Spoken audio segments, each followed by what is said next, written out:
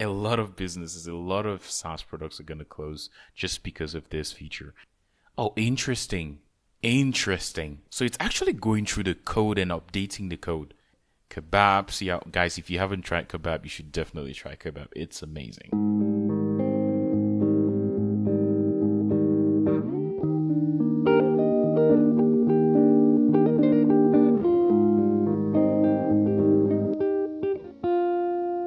All right, guys, this is it. If you're building on OpenAI's API key and your app is pretty much just a wrapper around OpenAI, then you're probably cooked. You might want to stick around for this one. OpenAI recently released Canvas, and they're calling this a new way of working with ChatGPT to write and code. So, what is Canvas at its core? So, pretty much, Canvas is a tool they've built. They integrated that directly into ChatGPT. By the way, we are going to try this Canvas, but before we head into trying Canvas, I want us to talk a little bit about this tool and how a lot of businesses, a lot of SaaS products are going to go out of business. OpenAI released this tool. They just quietly released this tool. They didn't even announce it. Like, they didn't say that we're going to be releasing this or in the next couple of days or something like that. They just dropped it, and pretty much everyone is going to be able to access this tool. At least for now, premium subscribers, only plus subscribers of ChatGPT are having access to this tool. So they say here in their announcement that we are introducing Canvas, a new interface for working with ChatGPT on writing and coding projects that go beyond simple chat. And I think this is really interesting because sometimes when I'm using ChatGPT, I just have some code context and stuff like that. I want ChatGPT to know, say I'm mentioning this one, I'm mentioning that one, or things like everything in between. So they went further to mention that Canvas opens in a separate window, allowing you and ChatGPT to collaborate on projects. This is really, really huge, and this is an amazing thing. This early beta introduces a new way for working together, not just through conversations, but create and refines ideas side by side. And I know there are a lot of businesses that use ChatGPT, just wrap around that.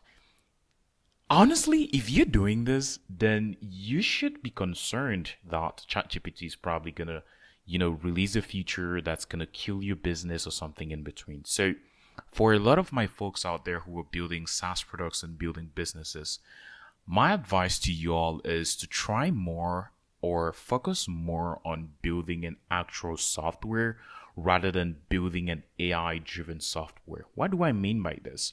What I mean by this is, you see, most of these companies that focus on building these AI tools, they build, everything nowadays is pretty much, let's say, AI, machine learning, AI, blah, blah, blah. Everything nowadays is pretty much AI, right? My suggestion is focus on building a product, right? Focus on building a product and add AI to the product as an addition, right? Let's say, for example, out of the blue, your business is based on building a to-do list, right? You should focus on building a good to-do list. A to-do list which, if you take away the AI part of your to-do list, the to-do list should pretty much still be able to be usable or should still be a great product. But if you're focusing yourself around ChatGPT, then you're probably gonna get cooked down the line. So that was just a genuine suggestion to each and every one of you out there building SaaS products. And I really do think I have a lot of viewers who are checking out the channel, who are founders and SaaS developers and everything in between. So the main idea here, so if you scroll down here to say writing shortcuts includes suggest edits, ChatGPT offers inline suggestions and feedback. This is really interesting. I really love this. You can now suggest edits with ChatGPT. We're going to have a try at this and we can see how it works out of the box. Now we see here, adjust the length, edit the document's length to be shorter or longer. Sometimes we want to make the documents shorter or longer depending on our requirements, right? And we can equally change reading levels. So we can make it to be, let's say, adjust the reading levels for from kindergarten to graduate school. Take a text that's probably adapted for a kindergarten student or a kindergarten child and make it in such a way that a graduate person can read it and comprehend it, or vice versa, right? And add final polish, check grammar, clarity, and consistency. So add emojis, add relevant emojis for emphasis on color and stuff like that. So this is really, really, really an interesting add-on to ChatGPT, and I really, really cannot wait. Right. So if you scroll down here, we say, hey, this is just basic animation of what they have here. We're gonna try this, right? We're gonna try this. Hey, I'm gonna put the link to this blog post down in the comment section or in the description of this video, so you can, check it out and read through. But today we're gonna focus a lot more on trying it out itself, right? So I'm gonna hit straight forward to ChatGPT, and guys, note that for this to be able to work, you need to have a ChatGPT Plus account. You need to be on the Pro account, right? So once you have that, you just hit straight forward there. Mind you guys, I haven't tried this before. This is the first time I'm trying this. I just launched a chatgpt.com and I just stumbled on this. Oh, I got access to it, so why not try it out, right? So I'm gonna click on here and I'm gonna say, what should we try, right? I'm gonna say, okay, write me a snake game in Python. So I'm gonna hit enter. So okay, interesting.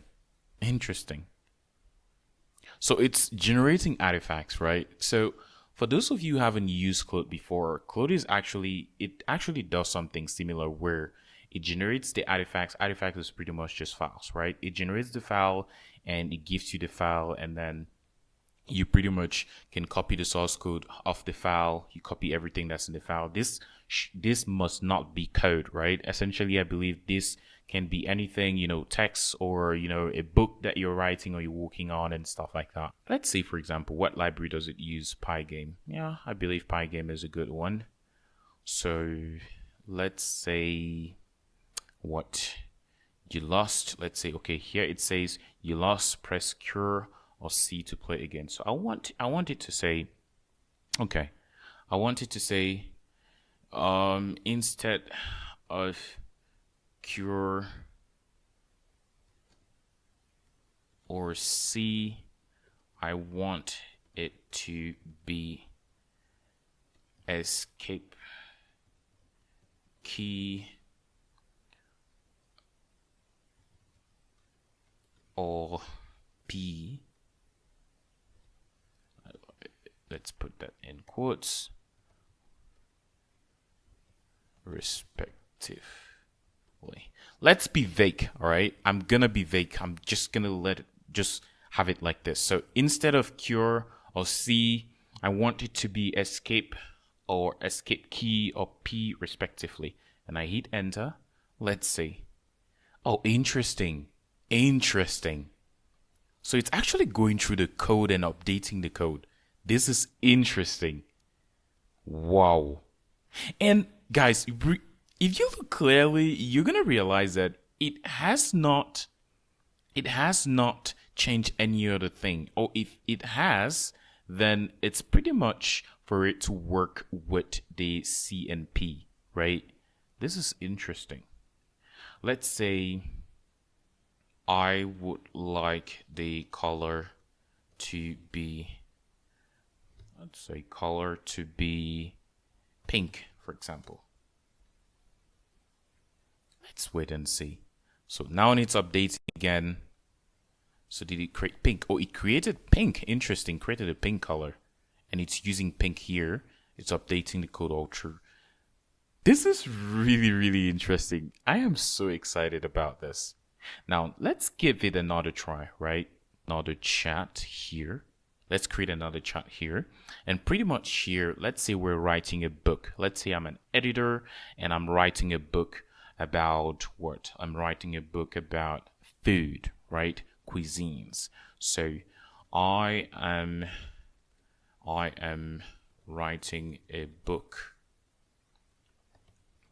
about food, for example, about food in Turkey, and I need your help. So code use structure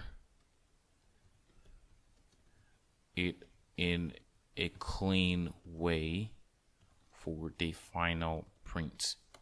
Let's wait and see. So it's generating the structures and everything. Okay, it's not writing the book itself, but kebabs, yeah, guys, if you haven't tried kebab, you should definitely try kebab. It's amazing. So, yeah, we have everything. So we have all like everything in between, right?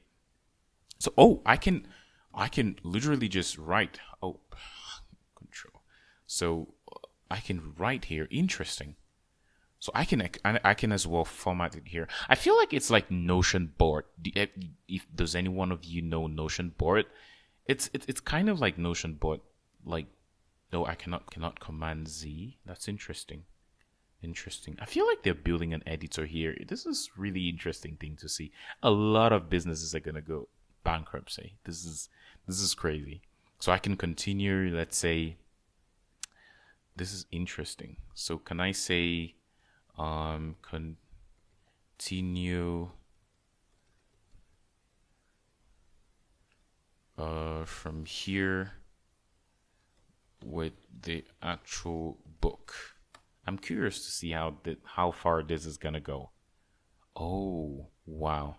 So it's going to chapter 12, the essentials of Turkish cooking at home.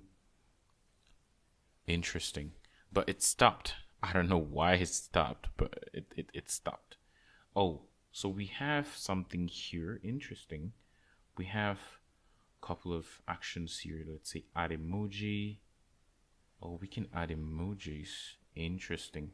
So it's so it's like going through the text and like adding emojis. Look at this fine animation. Oh my God.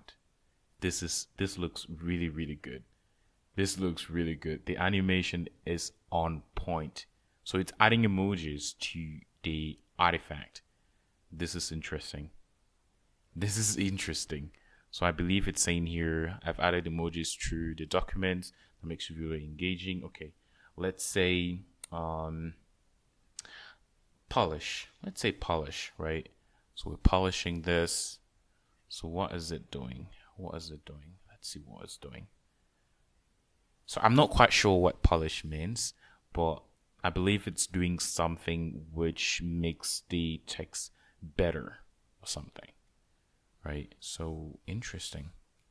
So he's actually polishing the text and okay, he's removing some emojis and probably just adding emojis at the titles here. But this is really interesting, guys. Like this is interesting here. This is some interesting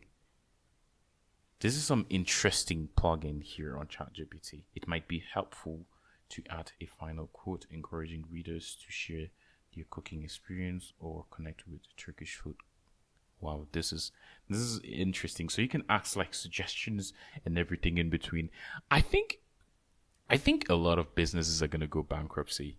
A lot of businesses, a lot of SaaS products are gonna close just because of this feature. But hey, they just released this. I'm excited to see what this goes. This is still the beta version. I believe this is probably at some point in time we are going to be able to run code directly on ChatGPT. I believe we can run code now, but not yet with Canvas, right? So this is definitely an interesting add-on. I'm looking forward to be using this in my day-to-day, my day-to-day work and day-to-day activities. And I really hope you enjoyed watching this video. If you enjoyed watching this video, give this video a thumbs up. They literally just released this a couple of days ago, and I thought, I should make a video about it and talk about it so you guys can be informed about the ongoings at OpenAI. So thank you so much for watching this video again. If you love this video, smash that like button, hit the subscribe button, and press that notification bell so you would get interesting contents like this one. Thank you so much for watching again, and hope to see you in the next one.